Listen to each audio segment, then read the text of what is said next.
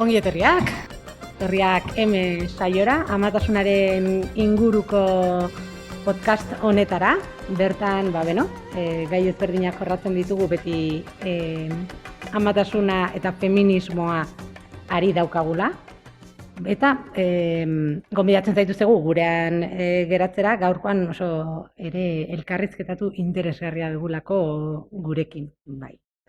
Ezakit Miren, aurkezpen txiki bat egin aldi guzun. Bai, gaurkoan saioari edo aurdunaldiaren kontzientzia edo deitu nahi izan diogu, eta hortarako gaurko gonbidatua Aizea Loira Matxinena dugu, bera musikoterapeuta bada, eta musikak asko zeharkatzen du bere bizitza, beti danikan, eta hala ere berako beto aurkeztuko du burua, baina gaurkoan espezifikoki ere ibiltzen da batzuetan haurdunaldi tailerrak egiten musikoterapiari izan da, eta interesgarria dut zitzaigun hildo honetatik pixkat iraka haurdunaldiaz, pixkat orokorrean hitz egitea, fase zehatz horretan, amatasunan, ez guraso edo ama guztiak bizitzen dutena, baina askok bai, eta hortarako gaur dugu hemen Aizea, ongi etorri.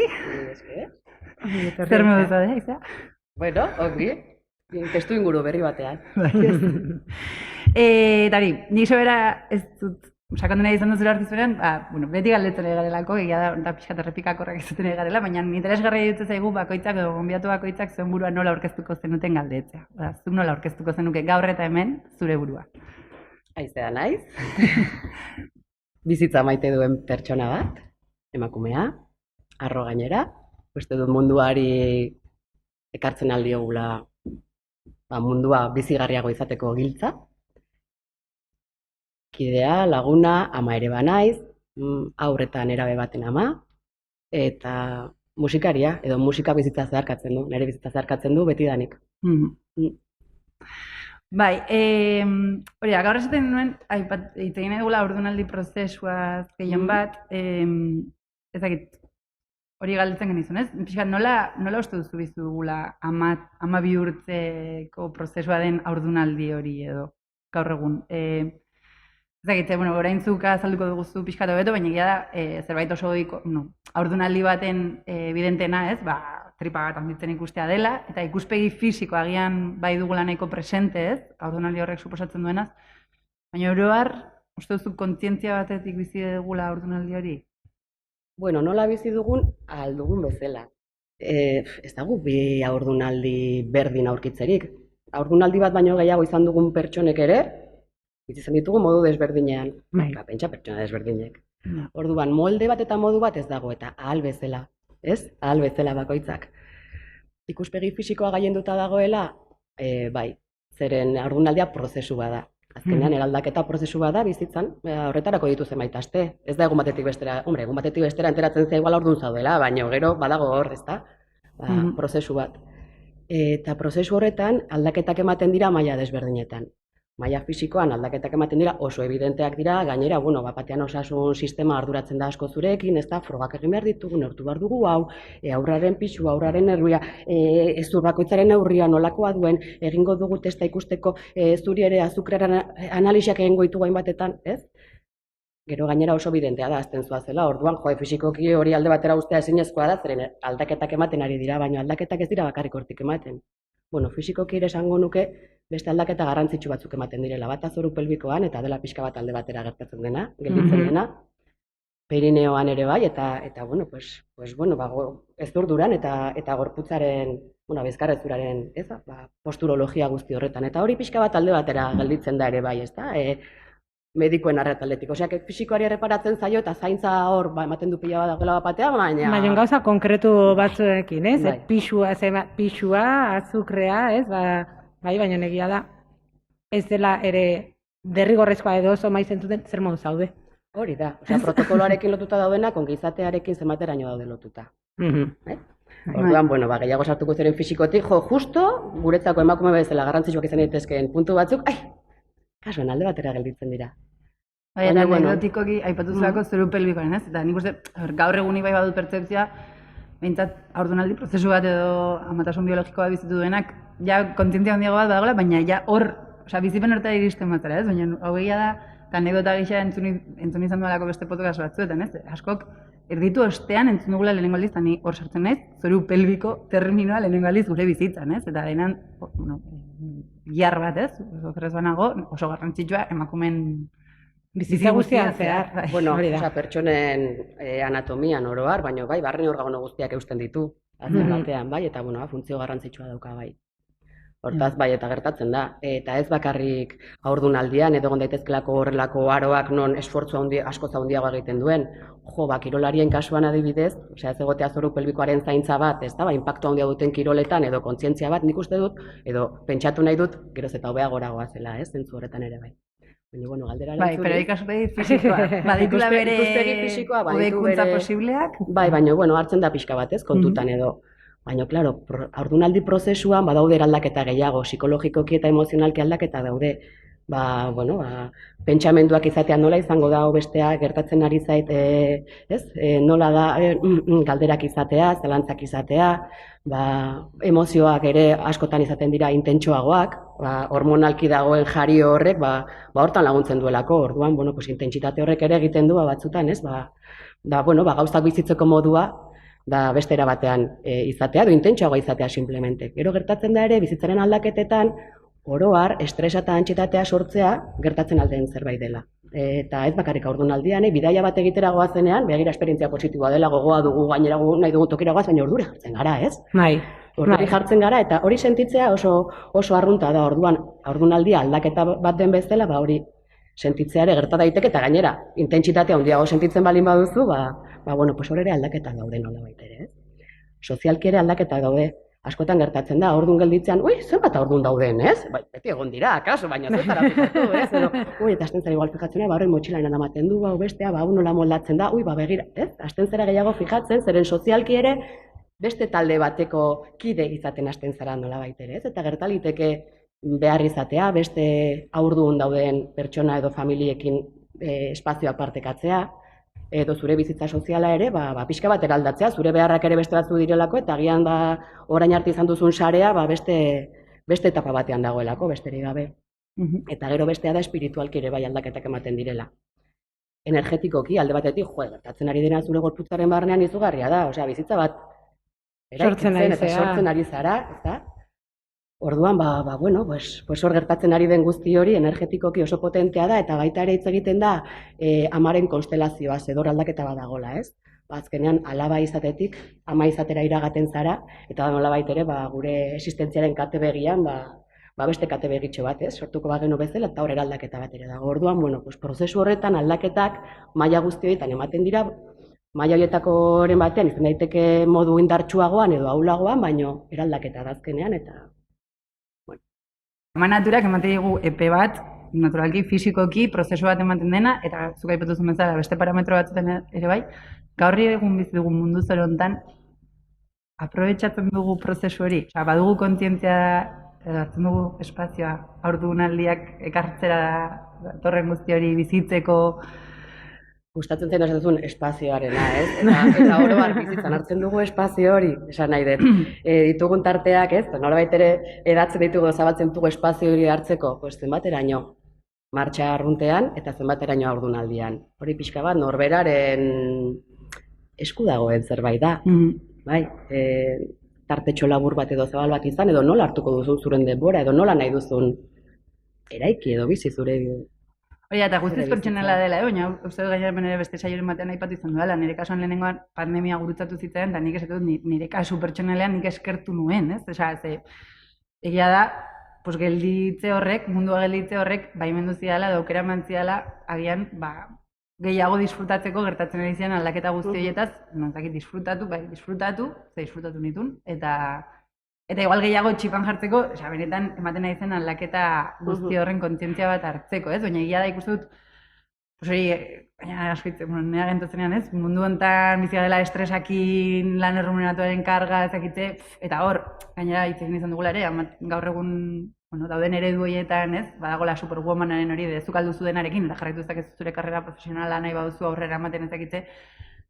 Zela pixka eta arriskutsu ere bai hor, esatuzu, karo, hor makinari hartan jarraitzen baduzu, agian ere galtzen nahi zara beste guzti hori, edo ziozu tarte bat ematen ari, eta hor Begira, ikuspegi horretatik produktiboa izatearena, ez bogan dagoen gaur egun, begira ze produktibitate maila dugun aurdun gaur berean, ezta? Nolako fabrika garen, bai? Eta hor akaso Eta horrek ere izan beharko luke, ez? Bere tokia esateko, eske... Eta gainera produktibitate horretaz gaindi, bestelako gizarteko produktibitatean jarraitu nahi duzu, alde neinean hau beste, bateragarria da, bakoitzak bizu da ordunaldia, ahal duen bezala askotan, eta suertez nahi duen bezala. Eta hori aukerak daude, norberaren aukerak. Baina nik uste dut aukerak ere mugatuak direla. Ere esango nuke, ez? Azkenean, badirudi, bakoitzak bizi dezala nahi duen moduan. Dagoen kontestuaren arabera, dituen bizi baldintzen arabera, eta nik uste oraindik asko dago aurreratzeko zentzu horretan, zen bajak haurdunaldienak berez erkidegoan behintzat ez dire kontemplatzen.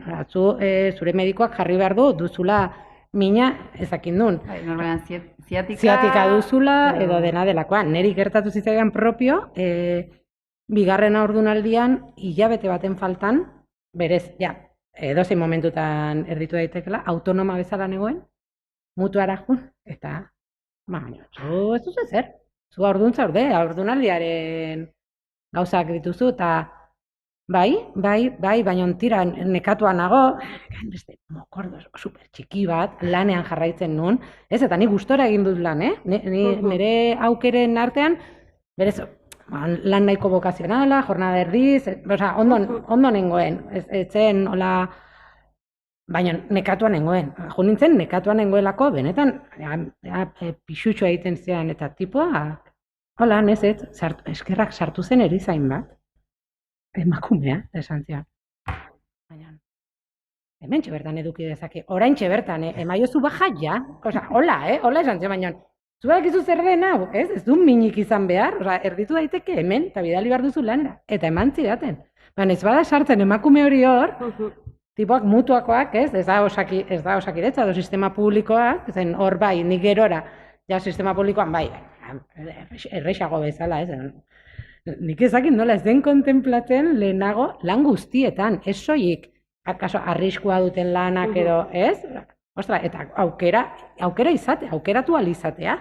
Zen, hori ere ez dago oso bermatua, nor tokatzen zaizun muta baten aurrean adibidez, hori, zuri ez zaizu zer gertatzen, zaude ordun. Eta ordunaldian nola bizi duzun, badago jendea ordunaldian, ia ziatika bat izan gabe edo, agian zorabiatua zaudena, jende askori pasatzen zaio, ez da, zorabiatua zaudena denbora guztian. Bai. Eta hori, relatatzen diozu, ez, osasun profesionalari, eta bueno, hori nola neurtzen dut. Eta gero badago, gatazka horretan. Badago premio antzeko bat, ni askotan entzun du, ni egon naiz lanean, azken egun arte, egon nintzen lanean, azken egun arte, hori oso goraipatua dago, ez? Eta baja lehenago hartzen duena, probestu du baja, ez? Edo justo kointziditu behar du oporrekin, eta...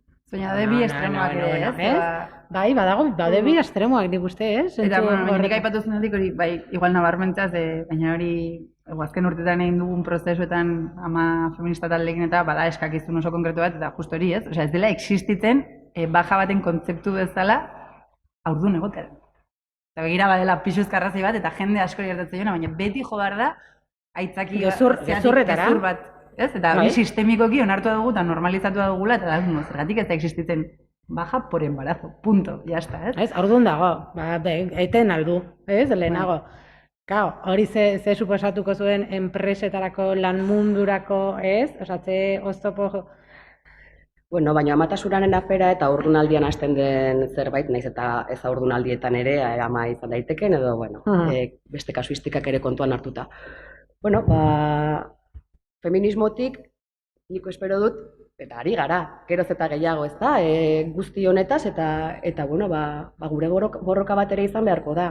Gure borroka bat izan beharko da, ama izateak emakume asko gurutzatzen gaituelako azken batean, ez? Eta bai haurdunaldian, bai erditze ondorengoan, ez da, gu, hor nun gauden eta nola egon nahi dugun, ere aldarri bat izatea ongi legoke, ez da? Pixkanaka bagoaz horretan, ez? Hori espero dut nik behintzat. Bai.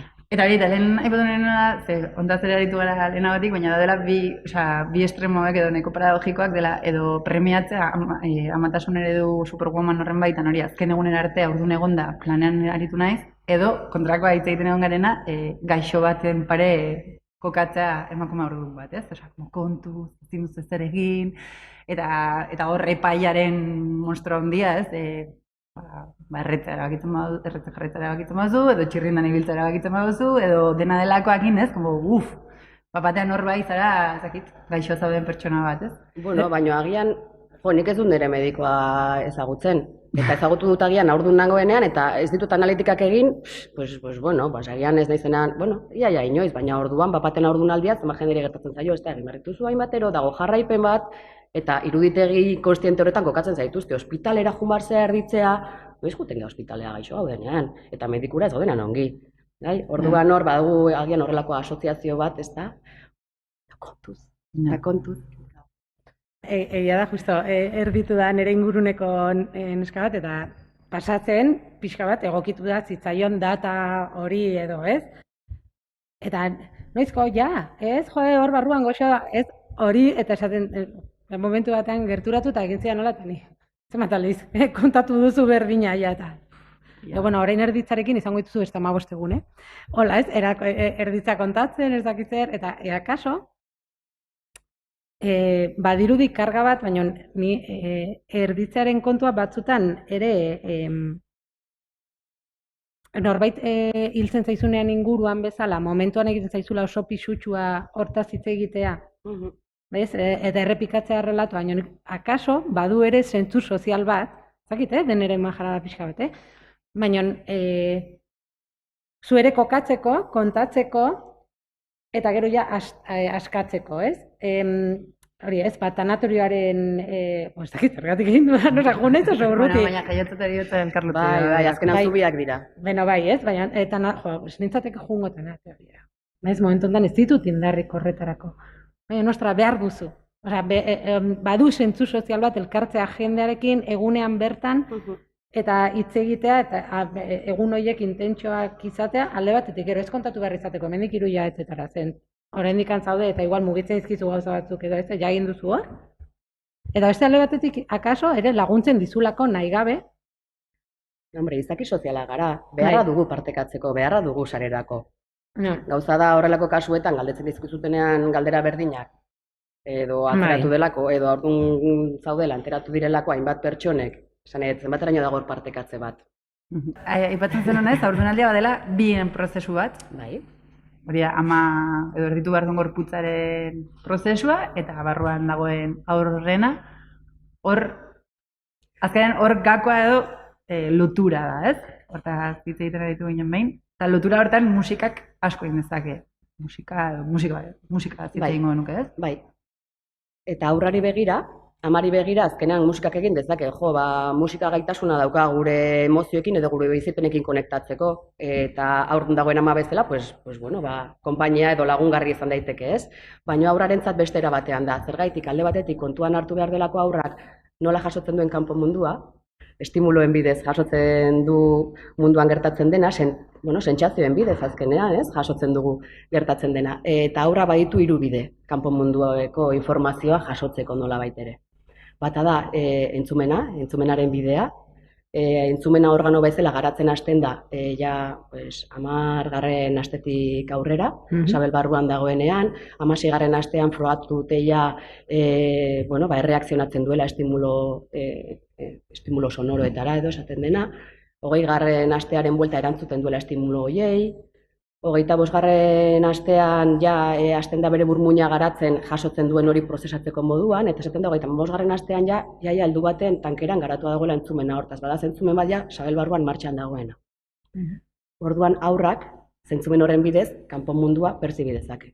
Pertzibitzen duen beste moduetagoa da bide hormonala, eta hori oso lotuta dago amak dituen sentsazioekin eta dituen bizipenekin. Aurraren informazioa plazentaren bidez eta azkenean hormona horien bidez ere badatorkio gertatzen da, ez da, jo, ba, izugarri maite dut, ordu nagoenan, ostras, eske, pepinilloak, ez nituen jaten, eta bapatean, ez, badago, bueno, ba, plazerarekin lotuta, eta batzutzen da, eske, aurrak eskatzen ditu, jatea, aurrak eskatzen ditu, bueno, badago komunikazio bat hormonen aldetik, bai?